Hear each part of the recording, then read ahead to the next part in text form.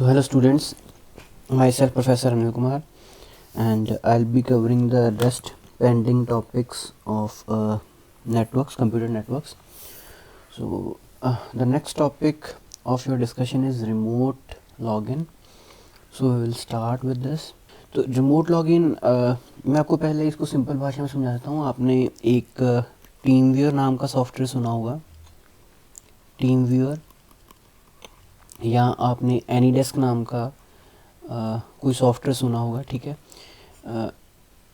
ये दो सॉफ्टवेयर का आप क्या यूज़ करते हो कि अगर आप इंटरनेट के थ्रू कनेक्टेड हो और आप एक कंप्यूटर से दूसरे कंप्यूटर में लॉगिन करना चाहते हो या दूसरे कंप्यूटर के ऊपर को कुछ काम करना चाहते हो, तो आपको इन सॉफ्टवेयर्स की ज़रूरत पड़ती है. तो टेक्निकली जो ये काम करते हैं उसको हम नेटवर्किंग में रिमोट लॉगिन बोलते हैं. मतलब रिमोट का मतलब क्या है, जो चीज़ दूर पड़ी हो. जैसे आप टीवी का रिमोट यूज़ करते हो, इसका मतलब क्या है कि रिमोट जो है वो टीवी के साथ कनेक्टेड नहीं होता, काफ़ी दूर होता है, पर फिर भी उसके साथ वो मतलब वायर के साथ कनेक्टेड नहीं होता, काफ़ी दूर होता है, फिर भी आप उसके साथ यूज़ कर सकते हो. मतलब उसके साथ आप टीवी के जो चैनल वगैरह चेंज करते हो उस पर ऑपरेट कर लेते हो. ठीक है, तो इसे हम बोलते हैं remote login.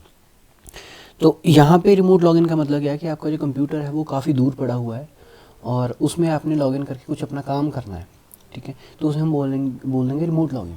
So remote logging is a process of logging on to remote site. आपने किसी रिमोट साइट मतलब जो दूर है. ठीक है, आपकी सेम स्पेस पे नहीं है, सेम लोकेशन पे वो आपका पीसी नहीं पड़ा हुआ है, तो आपने रिमोट साइट के कंप्यूटर के साथ लॉगिन करना है और उसकी सर्विसेज को यूज़ करना है, यानी कि उसके ऊपर कुछ काम करना है, उसके कुछ एप्लीकेशंस को यूज़ करना है. ठीक है, तो with remote login a user can also transfer the result of processing remote login computer to local computer. कई बार ऐसा भी होता है कि आप यहाँ पे रिमोट साइट पे जो रिमोट कंप्यूटर पड़ा उस पर कुछ आप सर्विसेज, उस पर कुछ एप्लीकेशन लगाओ या उस पर कुछ कैलकुलेशंस करो और उसको आप ट्रांसफ़र कर लो अपने कंप्यूटर में. तो ये चीज़ें भी आप कर सकते हो. तो अभी मेन मुद्दा क्या है कि आपको रिमोट लॉगिन करने के लिए या रिमोट लॉगिन फीचर को यूज़ करने के लिए एक प्रोटोकॉल का यूज़ करना पड़ता है जिसे हम बोलते हैं टेलनेट. ठीक है, टेलनेट की फुल फॉर्म क्या है? Terminal network. ठीक है, इसकी फुल फॉर्म क्या है? Terminal network. अब टर्मिनल नेटवर्क क्या है? ये प्रोटोकॉल को हम यूज़ करते हैं, इसे हम प्रोटोकॉल बोलेंगे. We use this protocol to perform the remote login operations. ठीक है, सो जो यूज़र, जैसे ये यूज़र है, ठीक है, जिसने रिमोट कंप्यूटर को यूज़ करना है, तो जिस कंप्यूटर को वो यूज़ करेगा उसे हम रिमोट लोकेशन बोल देंगे और जहाँ पे बैठ के वो खुद उसको यूज़ करेगा उसे हम बोल देंगे लोकल लोकेशन. ठीक है, यानी कि अगर मैं अपने घर पे बैठ के किसी और जगह का कंप्यूटर यूज़ कर रहा हूँ, तो जिस भी जगह का यूज़ कर रहा हूँ, दिल्ली का कंप्यूटर है या कनाडा का है या ऑस्ट्रेलिया का है, तो वो हो गया रिमोट लोकेशन, और जहाँ पे मैं अभी बैठा हुआ वो हो गया आपकी लोकल लोकेशन. तो जब मेन काम क्या है, इन दोनों के बीच में कनेक्शन बनाता है. जब कनेक्शन बन जाता है तो उसके बाद आपको पता ही नहीं लगेगा कि वो कंप्यूटर ऑस्ट्रेलिया में है, कनाडा में है या कहाँ है. आप उसको एज इट इज़ जो है नॉर्मली जैसे आप अपना कंप्यूटर यूज़ करते हो बिल्कुल उसी तरह उसको यूज़ कर सकते हो.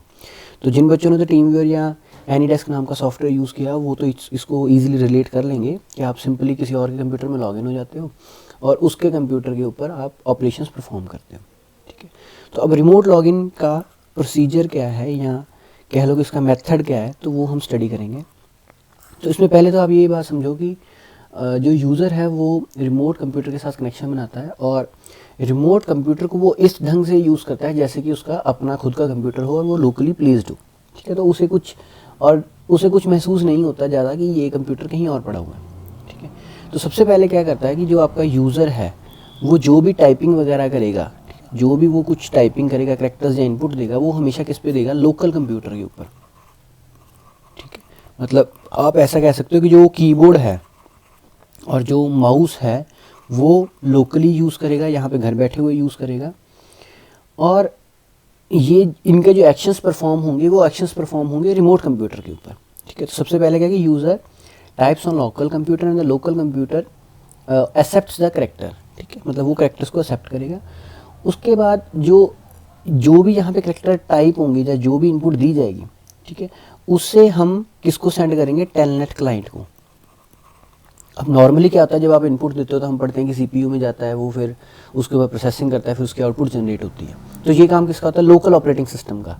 पर इस केस में क्या है कि हम लोकल ऑपरेटिंग सिस्टम का तो यूज़ कर ही नहीं रहे, हम करना किसका चाहते हैं? रिमोट कंप्यूटर का। तो उसके लिए हम क्या यूज़ करेंगे? Telnet protocol. और जो टेलनेट लोकल साइड चलता है उसको बोलते हैं टेलनेट क्लाइंट। तो इसने जो कुछ भी टाइप किया वो टेलनेट क्लाइंट के पास चला गया, ठीक है। टेलनेट क्लाइंट जो भी इनपुट आई थी उसको किस में कन्वर्ट करेगा? उसको कन्वर्ट करेगा ये एनवीटी कैरेक्टर्स में। एनवीटी कैरेक्टर्स, एनवीटी कैरेक्टर्स हो गया आपके नेटवर्क वर्चुअल टर्मिनल कैरेक्टर्स, ठीक है। नेटवर्क वर्चुअल टर्मिनल, एनवीटी की फुल फॉर्म क्या है? Network virtual terminal characters. मतलब क्या हुआ कि जो इसको कैरेक्टर भेजेंगे उसने टेलनेट क्लाइंट को भेजे, टेलनेट क्लाइंट ने उसको नेटवर्क वर्चुअल टर्मिनल कैरेक्टर्स में कन्वर्ट कर दिया। एक आप ऐसा कह दो उसकी पैकिंग कर दी या उसको कन्वर्ट कर दिया किसी स्पेशल सेट ऑफ कैरेक्टर्स में, ठीक है। उसके बाद ये एनवीटी कैरेक्टर्स टीसीपी आईपी के पास चले जाएंगे, ठीक है। टीसीपी आईपी आप अभी तक स्टडी कर चुके हो, इसके थ्रू ये डाटा जो है ट्रांसफ़र हो जाएगा और ये कहाँ पहुँच जाएगा? आपके सर्वर की तरफ, ठीक है। जब ये सर्वर की तरफ पहुंच जाएगा तो सर्वर में भी पहले टीसीपी आईपी ही आएगा, क्योंकि ये आपका बेसिक मॉडल है जिसके ऊपर नेटवर्क जो है अपना डाटा ट्रांसफ़र करता है। टीसीपी आईपी के बाद जैसे यहाँ पे टेलनेट क्लाइंट था, उसी तरह ये जो आपके एनवीटी कैरेक्टर्स हैं इनको कौन रिसीव करेगा? आपका टेलनेट सर्वर, ठीक है। जो आपका यूज़र साइड सा लोकल साइड थी, ये लोकल साइड थी, लोकल कंप्यूटर पे आपका टेलनेट क्लाइंट काम करता है और रिमोट साइड पे आपका टेलनेट सर्वर काम करता है। तो एनवीटी कैरेक्टर चले गए टेलनेट सर्वर के पास। अब टेलनेट सर्वर ने क्या किया? इनको रिसीव करने के बाद इनको एक सूडो टर्मिनल, ये अब एक स्पेशल डिवाइस आएगी, सूडो टर्मिनल इसको हम बोलते हैं, सूडो टर्मिनल। इस डिवाइस के पास जो है ये अपने कैरेक्टर्स को सेंड कर देगा।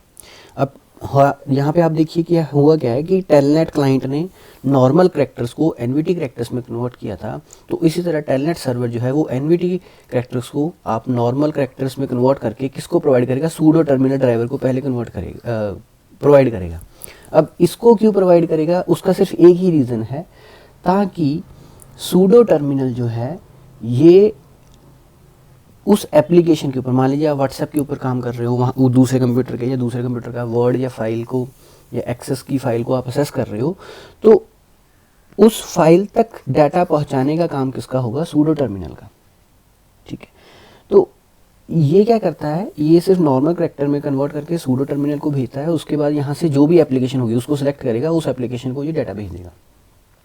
तो जिस एप्लीकेशन को डाटा मिलता है उसको ऐसा लगता है कि ये जो डाटा है वो मुझे मेरे कंप्यूटर ने ही दिया है, किसी और यूज़र ने नहीं दिया, जबकि एक्चुअल में तो कोई लोकल कंप्यूटर वाला कोई और यूज़र उसको कमांड दे रहा है, but because of this pseudo terminal driver उसको, उस एप्लीकेशन को ये लगता है कि ये जो कमांड मुझे दी गई है ये मुझे लोकल ऑपरेटिंग सिस्टम के थ्रू ही दी गई है और मुझे ये काम करना है, ठीक है। तो ये है इसकी सिंपल वर्किंग कि रिमोट लॉगिन का प्रोसेस क्या है और वो काम कैसे होता है। उसके बाद आता है आपका NVT character set. NVT character set क्या है? आप दो तरह के कैरेक्टर सेट उसमें हम यूज़ करेंगे। मेनली तो क्या है, आप 8 बिट का एक कैरेक्टर सेट यूज़ करते हो, 8 बिट का।